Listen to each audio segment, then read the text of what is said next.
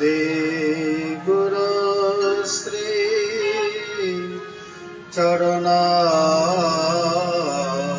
चरणारविन्दम्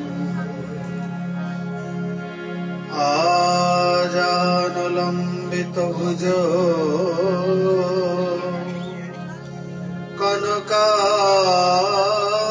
कनकावदातो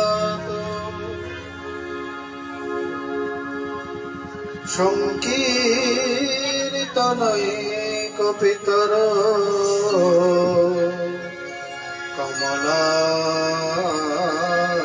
कमलायताक्षो विश्वम्भरो द्विजवरो जुगधर्मपालो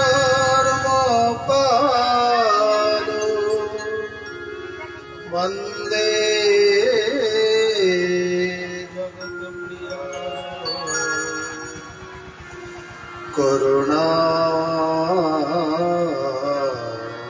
करुणावतारो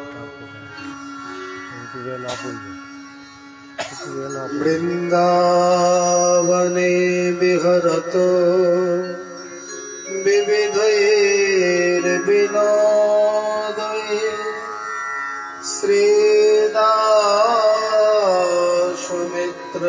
श्रीदासमित्रगुरुवृन्दो मुदा विधत्रो वृन्दाशमं ललितया च विशाखया च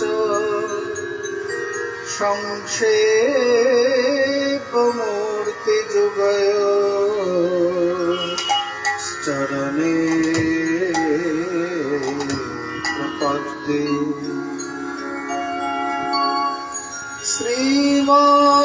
श्रीमद्भागवतं नौमि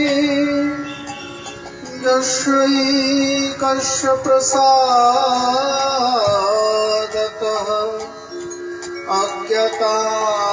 अज्ञातानपि जानन्ति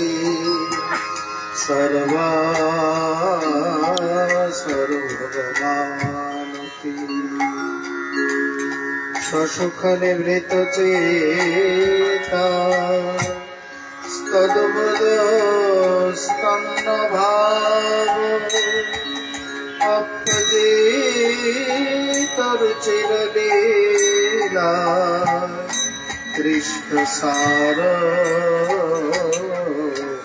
कृष्णसारस्तदीयम् वेतनुत कृपया यस्तत्तदीपं पुराणम्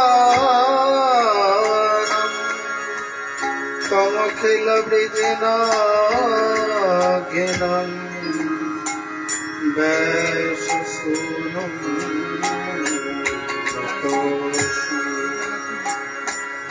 नमो धर्माय महते नमः कृष्णाय वेधसे ब्रह्मणेभ्यो नमस्कृत्य धर्मान् वक्ष्ये सनातनम् नारायणं नमस्कृत्य नरं चैव नरोत्तमं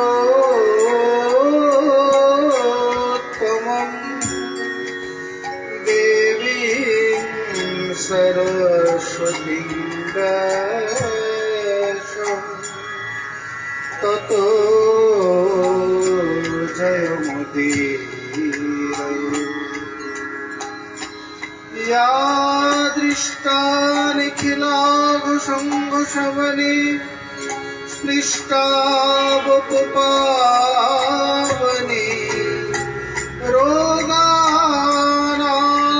रोगानामभिवन्दिता निरसने सिक्तान्तकत्राशिनी प्रत्याशक्तिविधायिनी भगवत कृष्णस्य संरोपिता नस्ता तच्चरण विमुक्ति फलदा तस्यै तुलस्यै नमः। जय रूप सनातन भट्ट रघुनाथ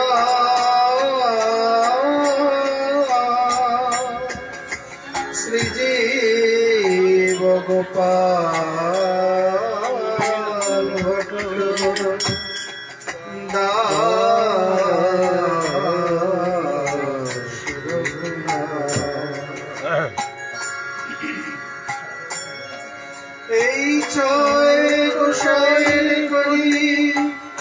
चरण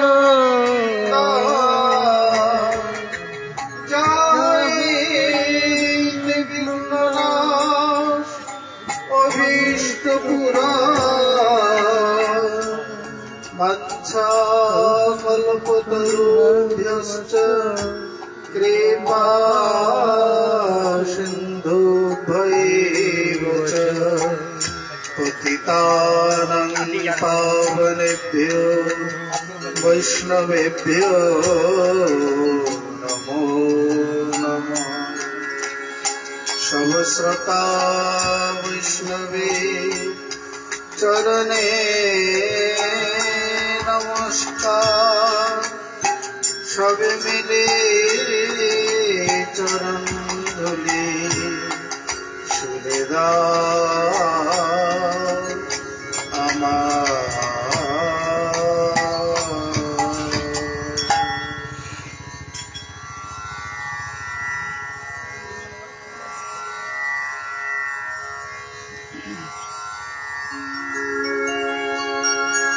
জয় জয় শ্রী চৈতন্য জয় নিত্যানন্দ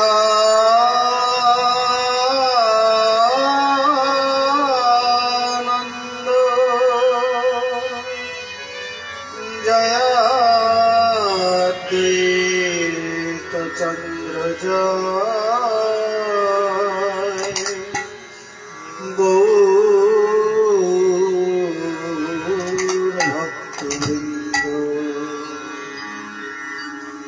भक्त गोष्ठी सहित गौरांग जय जय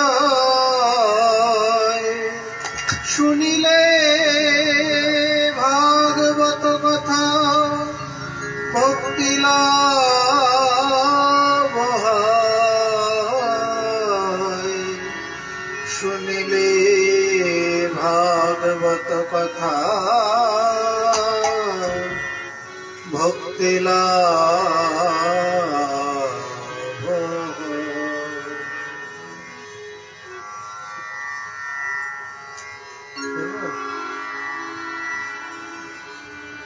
जय जय राधे जय जय श्याम जय जय जय राधे जय जय श्याम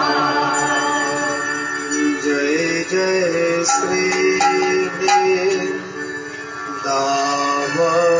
धाम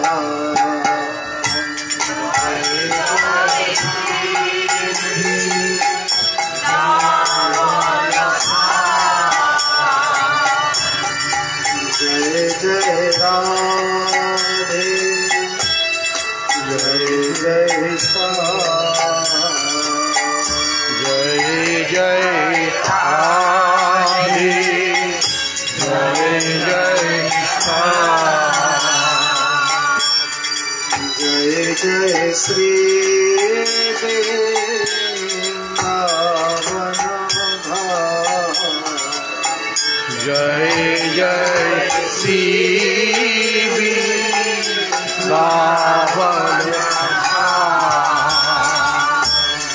जय जय श्री नवद्वीप धाम जय जय श्री नवद्वीप धाम जय जय श्री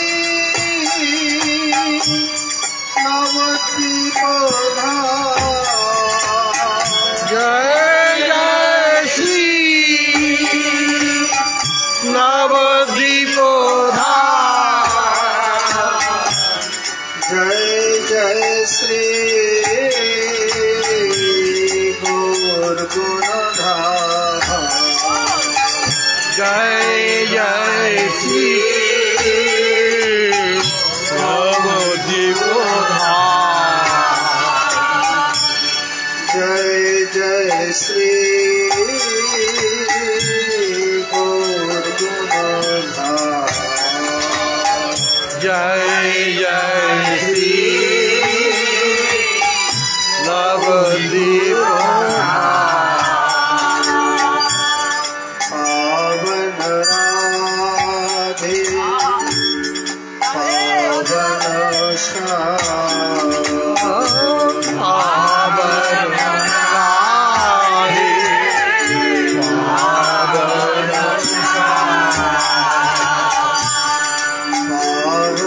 श्री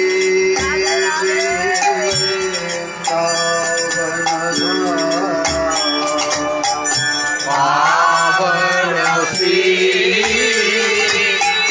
वृंदावन धाम। प्यारी राधे प्यारो श्याम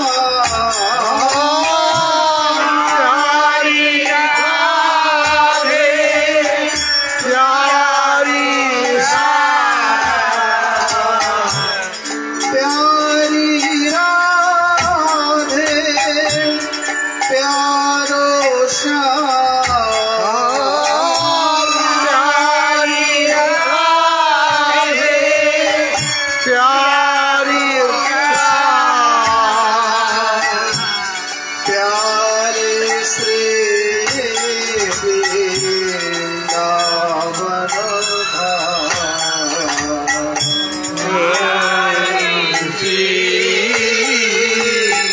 वृंदावन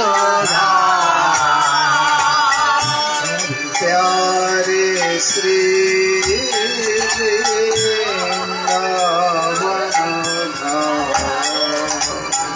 प्यारी श्री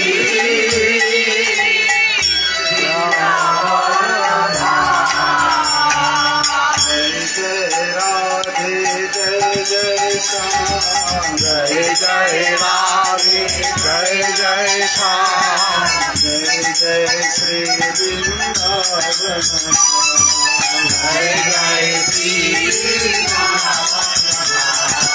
पावन राधे पावन श्याम पावन राधे पावन श्याम पावन श्री वृंदावन पावन श्री वृंदावन धाम। पावन श्री अवस्थित पावन श्री वृंदावन धाम। पावन श्री गौरगुणधाम पावन श्री गौरगुणधाम। पावन श्री लीलाचलधाम पावन श्री लीलाचलधाम।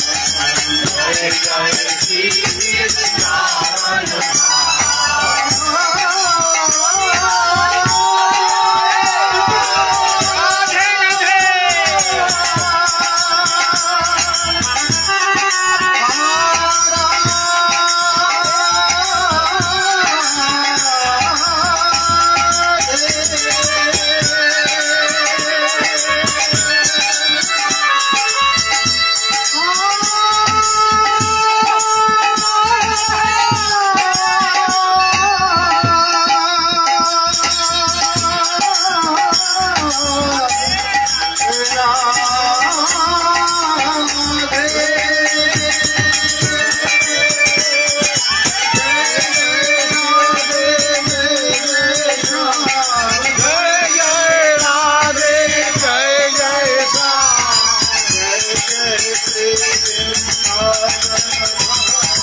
जय जय श्री वृंदावन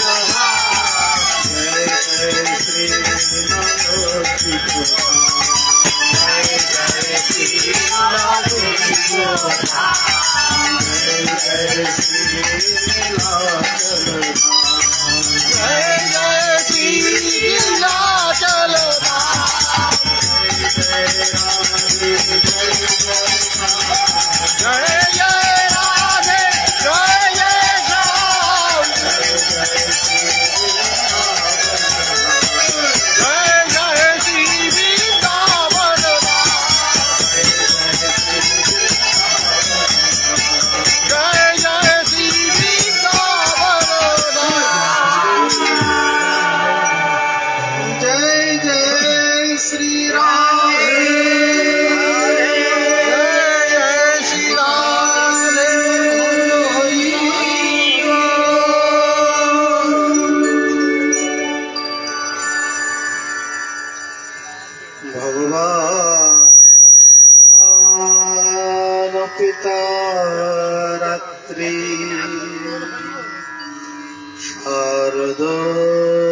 प्रफुल्लमल्लिका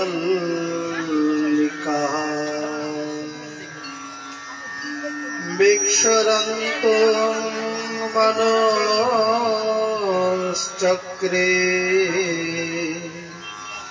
योगमाया उपाश्रिता।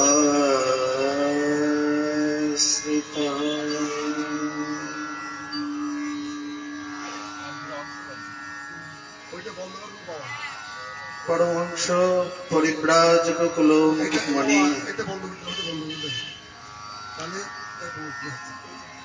श्री श्रील सुखदेव गोस्वामी चरण गंगा तटे प्राय प्रविष्ट राजर्षि महर्षि देवर्षि तथा ब्रह्मर्षिगण परिवेष्टित परम भागवत श्री श्रील परीक्षित महाराजेर सभाय जे रूपेते सर्व वेदांत सार श्रीमद् भागवत कथा कीर्तन करेছিলেন प्रसंगत आज आमरा सेई कथा श्रवण एवं कीर्तने ब्रती हয়েছি। परम करुणा वरुणालय श्री श्रीमन महाप्रभु तथा राधारानी रही तुम करुणाय এই বৎসরের এটা কি উত্তরবঙ্গ তো নাকি দক্ষিণবঙ্গ? এটা দক্ষিণবঙ্গের মধ্যে পড়ে না? দক্ষিণবঙ্গ দক্ষিণবঙ্গ দক্ষিণবঙ্গ। এইবারে বঙ্গদেশের সফরে প্রথমে দক্ষিণবঙ্গে নাম কি রামেশ্বরপুর ফরুর গ্রাম থেকে রামেশ্বরপুর শ্রী রামেশ্বরপুরে আমরা প্রথমে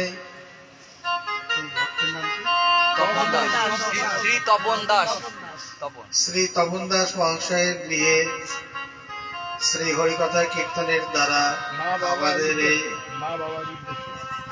প্রথম যে শুভ যাত্রা অর্থাৎ হরিকথা শ্রবণ কীর্তন আস্বাদনের সেই যাত্রা জয়যুক্ত হোক। যেহেতু আমরা নেম সেবার পরেই এই স্থানে উপস্থিত হয়েছে,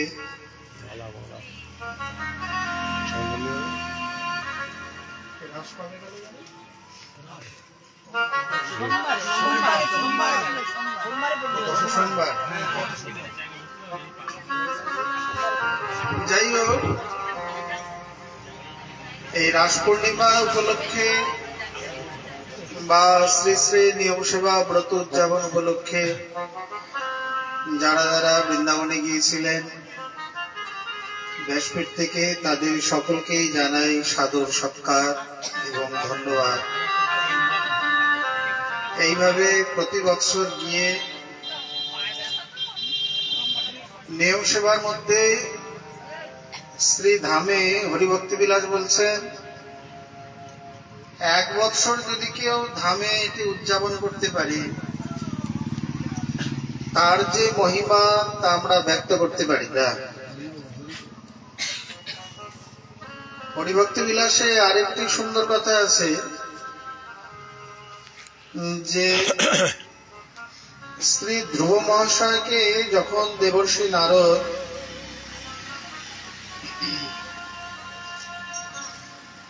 তিনি দ্বাদশাক্ষর বিদ্যা বা কৃষ্ণ মন্ত্র উপদেশ করলেন,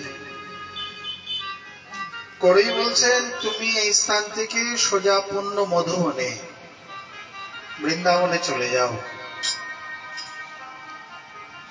সূর্যবংশীয়দের রাজধানী হচ্ছে মথুরা, আমরা ভাগবতে বা পুরাণে তাই দেখি। মধুবন হলো দ্বাদশ বনের মধ্যে প্রথমতম বন মধুবন।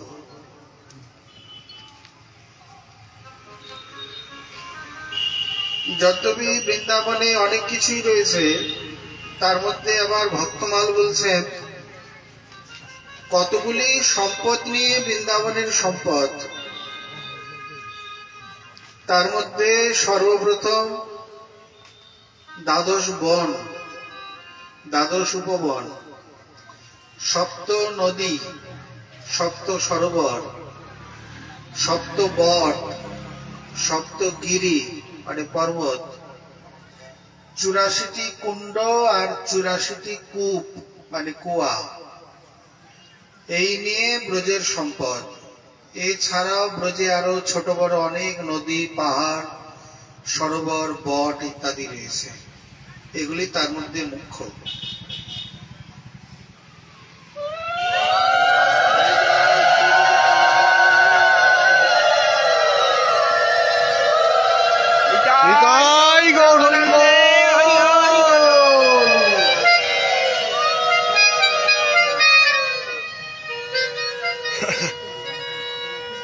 তার মধ্যে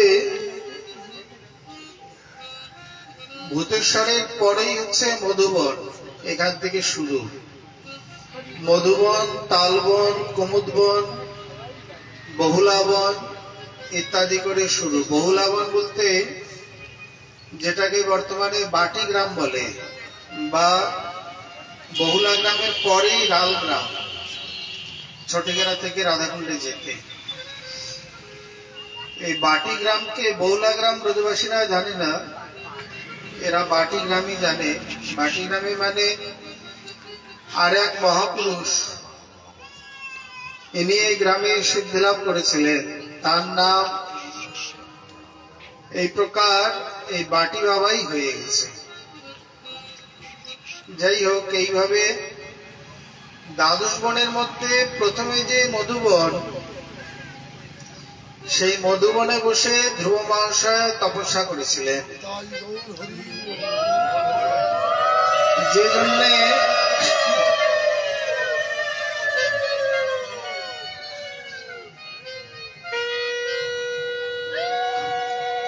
শ্রী হরিভক্তি বিলাসে সনাতন প্রভু বলছেন, ধ্রুব তো বেশি দিন নয়, 6 মাস তপস্যা করেছেন। পূর্বজন্মের সাধন, সুকৃতি ইত্যাদির ফলে তিনি 6 মাসের মধ্যেই সিদ্ধি লাভ করেন।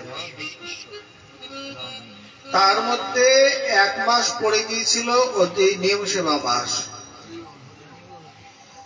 যে কারণে সিদ্ধি লাভেতে তার শীঘ্রতা হয়। মানে যেটি সিদ্ধি করতে সময় নিত, আরো বিলম্ব হতো, সেখানে নিয়ম সেবা পড়ে যাওয়াতে তাড়াতাড়ি হয়ে গেছে। তাহলে এর তাৎপর্য কি? সনাতন প্রভু এটাই বোঝাতে চাইছেন যে আপনারাও যদি জীবনে বারবার না পারেন, একবারও ধামেতে গিয়ে কেউ নিয়ম সেবা ব্রত উদযাপন করে, তার যে কত মহিমা, কত ফল, স্বয়ং ব্রহ্মাও ব্যাখ্যা করে বলতে পারবে। অতএব পুরাণে যেখানে বলছেন অহো মধুপুরী ধন্ডা বৈকুণ্ঠাচ্ছ গরীয়সী দিনমেকং নিবাসেন হরো ভক্তি প্রজায়তে, এই কথা শুনেই তো দেবর্ষি নারদ ব্রহ্মাণ্ডের অন্যান্য স্থান বাদ দিয়ে এই ভারতবর্ষে এবং বৃন্দাবন ভূমিতে তিনি আসেন সর্বোত্তম মনে করে। অহো মধুপুরী ধন্ডা, এই মথুরাপুরী, মথুরার অনেক নাম। মথুরায় বিশেষ করে বলতে গেলে হিন্দু ধর্ম, বৌদ্ধ ধর্ম, মুসলিম ধর্ম এবং সর্বোপরি বৈষ্ণব ধর্মের প্রভূত প্রচার প্রসার হয়। এখনো পর্যন্ত মথুরা মণ্ডলে বেশ কিছু বৌদ্ধ আদি আছে, আপনারা জানেন না হয়তো। গোবর্ধন মথুরা যাওয়ার পথে ওদের 2-1টা মন্দির মানে প্যাগোডাও চোখে পড়ে, ভালো করে খেয়াল করলে দেখবেন। এখানে একসময় বৌদ্ধ ধর্মের যথেষ্ট প্রচার প্রসার ছিল। বিশেষ করে চীন পর্যটক ফাহিয়েন, হিউয়েন সাং ইত্যাদি তাদের লেখনীতে ব্রিটিশ সময়ে তার গ্রন্থের মধ্যে মথুরার অনেক অনেক ইতিহাস তিনি উট্টঙ্কন করে গেছেন এবং মথুরার এই মহিমাদি দেখে শুনে তিনি নিজেই ঘোষণা করে গেছেন, মানে পরবর্তীকালে মথুরায় পশু হত্যা বা এই প্রকার বৃক্ষাদির বিনাশ একেবারে আইনত নিষিদ্ধ হয়ে যায়। তা মানেই হলো এই যে মথুরা মণ্ডলকে সর্বভাবে সুরক্ষিত করা। মথুরায় পরবর্তীকালে কোন প্রকার পশু শিকার বা বৃক্ষাদি জঙ্গলাদি নাশ করা একেবারেই আইনত দণ্ডনীয় হয়ে ওঠে। এইভাবে মথুরার অনেক ইতিহাস আমরা দেখি। মথুরা, মেদুরা, মধুরা, মধুপুরী, মাথুর মণ্ডল, ব্রজমণ্ডল, বিশেষ করে লবণাসুরকে হত্যা করে শত্রুঘ্ন যখন এই মধুপুরী নির্মাণ করেন, সেই ত্রেতা যুগ থেকে তার ঐতিহ্য প্রবাহমান চলে আসছে। যাই হোক, সেই দিন থেকেই সূর্যবংশীয়দের আরেকটি রাজধানী হয়ে ওঠে এই মথুরা মণ্ডল। এখানে এই মধুপুরী অন্যান্য সপ্তপুরী আদির থেকে, কাশী, কাঞ্চি, মায়া বা পুরী ইত্যাদি থেকে সপ্তপুরীর মধ্যে পুরীষু মথুরা বরা শ্রেষ্ঠতম পুরী হলেন শ্রী মধুপুরী। দিনমেকং নিবাসেন, এখানে যদি একদিন কেউ নিবাস করে তাহলে তার শ্রী হরিতে ভক্তি জাত হয়। এমন ব্রহ্মাণ্ডের মধ্যে কোথায় কোন স্থান আছে আর কোন জায়গায় শাস্ত্র বলেনি।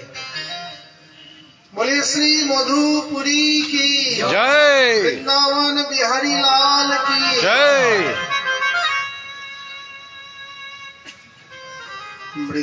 वृंदावन सुवन नहीं, नंदगाम सुगा,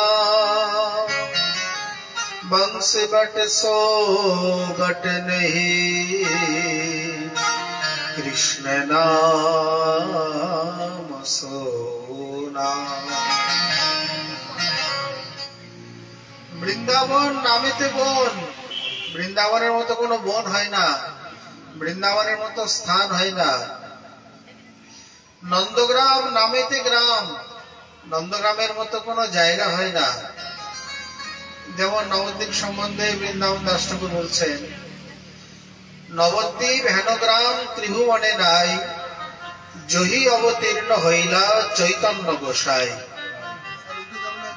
নামে মাত্র গ্রাম, কিন্তু ত্রিভুবনের মধ্যে শ্রেষ্ঠতম স্থান।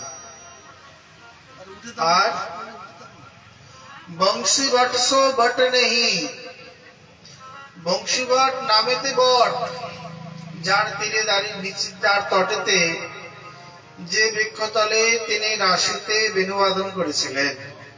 পান্ডারা যে বৃন্দাবনে দেখায় ওটা আসল চিরঘাট বা বংশীবট নয়।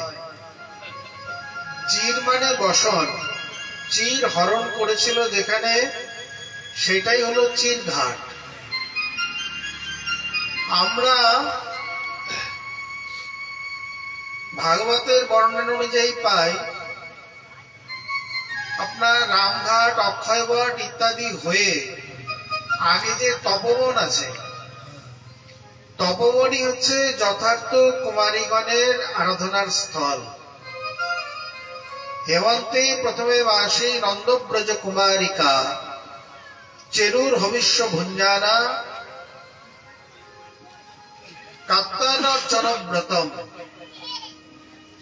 তারা হেমন্তকালে, মানে যে কার্তিক অগ্রহায়ণ, এই সময় এমনিতেই শীত, এই হেমন্তকালেতে তারা বালুকা দিয়ে কাত্তায়নী মূর্তি নির্মাণ করে তাদের আরাধনা করেছিলেন প্রত্যেকটি কুমারী। এবং যোগমায়া যখন প্রকটিত হলেন তাদের তপস্যায় সন্তুষ্ট হয়ে প্রত্যেকে হৃদয়ে দেখছেন একই মনোবাসনা, একই ভাবনা। নন্দ গোপ সুতম দেবী পতিঙ্গমে কুরুতেই নমঃ। কোন কুমারীর মনে অন্য কোনো বাসনা নেই, সকলের মনে শ্রী নন্দনন্দন বিরাজ করছেন। এইখানে তারা দীর্ঘ 2 মাস তপস্যা করেছিলেন বলে, যদ্যপি বৃন্দাবনে কাত্যায়নী মন্দির আছে, কিন্তু হলেও তাদের তপভূমি বলেই এই স্থানের নাম হয়ে যায় তপবন, এবং এইখানেই তিনি বসন হরণ করেন। এই জন্য নাম হয় চির ঘাট। চির মানে বসন। আর ভান্ডির বনে ব্রহ্মবৈবর্ত পুরাণ অনুযায়ী এখানে ব্রহ্মা বিবাহ দেয়, তার একটি স্থল। আর এইখানে যে বটের নিচে দাঁড়িয়ে তিনি রাসে বংশী বাজিয়েছিলেন, আমরা পরে আসছি, সেইটাই হচ্ছে বংশী বট। এইভাবে প্রাচীন গ্রন্থে বা ভক্তি রত্নাকর আদিতে আমরা প্রমাণ পাই। এই স্থানেতে এমন স্থান বৃন্দাবনে কোথায় আছে যে বৃন্দাবন নামেতে বন কিন্তু আদৌ বন নয়, যে নন্দগ্রাম নামেতে গ্রাম কিন্তু আদৌ গ্রাম নয়, যে বংশীবট নামেতে বট কিন্তু আদৌ বট নয়, মানে বৃক্ষ নয়। কৃষ্ণ নাম নাম নেই, কৃষ্ণ নাম নামেতে নাম কিন্তু সত্যিই কি শুধু নাম? যেই নাম সেই কৃষ্ণ ভজনিষ্ঠা করে, নামেরও সহিত আছেন আপনি শ্রীহরি। তো কই অন্যদের নামের সঙ্গে তো হরি থাকে না, তাহলে কৃষ্ণ নামের সঙ্গে হরি আছে, তার মানে এটি শুধু নাম নয়, আরো অনেক কিছু। যেমন ভাগবতকে শেষে বলছেন 18 পুরাণের মধ্যে গণ্য করলেও ভাগবত কেবলমাত্র পুরাণ নয়, কৃষ্ণের বাঙ্ময়ী মূর্তি, দ্বিতীয় কলেবর। ভাগবত পুজিলে সে কৃষ্ণ পূজা হয়, কৃষ্ণ তুল্য ভাগবত বিভু সর্বাশ্রয়। আচ্ছা, অন্য কোন গ্রন্থ সম্বন্ধে এইরকম বলা আছে যে গ্রন্থ পূজা করলে কৃষ্ণ পূজা হয়? কিন্তু ভাগবতের সম্বন্ধে পরিষ্কার বলা আছে। ভাগবত দ্বিতীয় শ্রী বিশ্বনাথ চক্রবর্তী বলছেন কৃষ্ণেরই দ্বিতীয় পরিবর্তিত রূপ, শব্দ ব্রহ্ম পরব্রহ্ম উভয়ে শাশ্বতী তনু। শব্দ ব্রহ্মরূপে অক্ষর ব্রহ্মরূপে গ্রন্থ ভাগবত, আর পরব্রহ্মরূপে তিনি শ্রী বিগ্রহ। দুটি তার মূর্তি, দুটি তার শরীর, দুটি তার কলেবর, দুটির কোনটিকে অবহেলা করলে চলবে না। এবং এই দুই বিগ্রহেরই সমানভাবে সেবা করতে হবে। যেমন গৃহে মূর্তি রূপে কেউ করছে,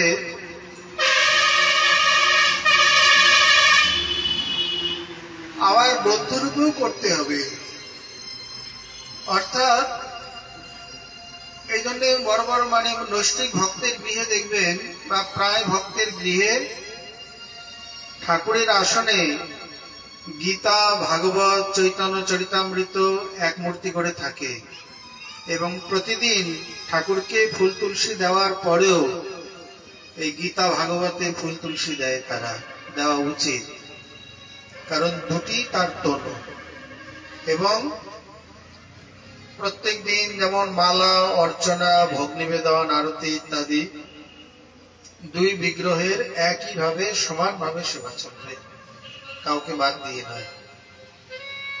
শুধু তাই নয়, নবদ্বীপে শ্রী হরিদাস দাসজি তিনি চৈতন্য ভাগবতকে সাক্ষাৎ বিশ্বম্ভর জ্ঞানে পূজা করতেন।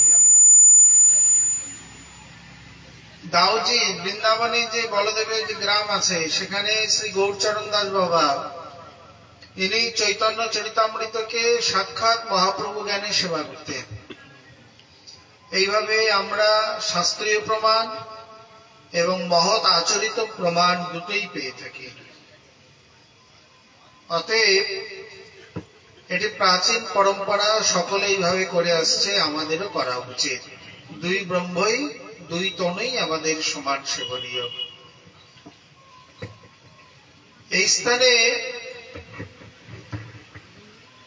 বৃন্দাবন এমন একটি স্থান যেখানে এক রাত্রি নিবাস করলে শ্রী হরিতে ভক্তি লাভ হয়ে থাকে।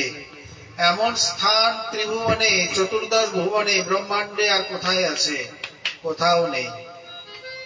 এই জন্য প্রাচীন মহাত্মাগণ বলেন, বিশেষ করে শ্রী তিনকড়ি প্রভু বলতেন যে বাবা রাধাকুণ্ডে এলে অন্তত 3 রাত্রি এখানে কাটিয়েছিল, পারলে একাধবার মানে গিরিরাজ পরিক্রমা এবং 3 রাত্রি রাধাকুণ্ডে না হলো অন্তত যতই অল্প সময় হোক 3 রাত্রি যদি ধামে অবশ্যই কাটিয়ে এসো। এটি তাদের একটা সাধারণ সামান্য বিধান। কেন না, যত থাকতে পারে ততই তো লাভ। অতএব অন্তত পক্ষে সাধারণ জীব যারা বোঝে না, জানে না, এমনও কিছু অভাগা জীব আছে গরমের দিনে যায়, গিয়ে দেখলেন বড় বড় রাধাকুণ্ড, শ্যামকুণ্ড, বলে ও এরকম বড় বড় লেক তো আমাদের কলকাতাতেও আছে। তারা নামে না, গরমের ভয়তে নামে না, জলটাকে স্পর্শও করে না। আরে লেক সরোবর তো ব্রহ্মাণ্ডে কতই আছে, কিন্তু রাধাকুণ্ড শ্যামকুণ্ড কটা আছে? যে রাধাকুণ্ড শ্যামকুণ্ডের জল কেবল জল নয়, বিগলিত রাধা রস, শ্যাম রস, তার থেকে তারা বঞ্চিত হয়ে যায়। একটু দণ্ডবাদ প্রণাম, একটু রজে গড়াগড়ি বা একটু স্পর্শ, স্নান, পান, আচমন, সবকিছু থেকে বঞ্চিত হয়ে গেল।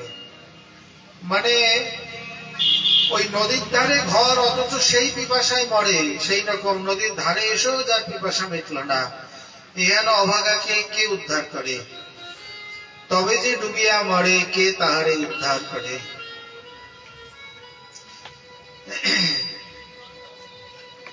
জয়ছন প্যারে রাধা কুণ্ড অতি অখণ্ড, মহিমা সকলে পররে। জয়ছন প্যারি তৈছন বারি, সহ সেবন কররে।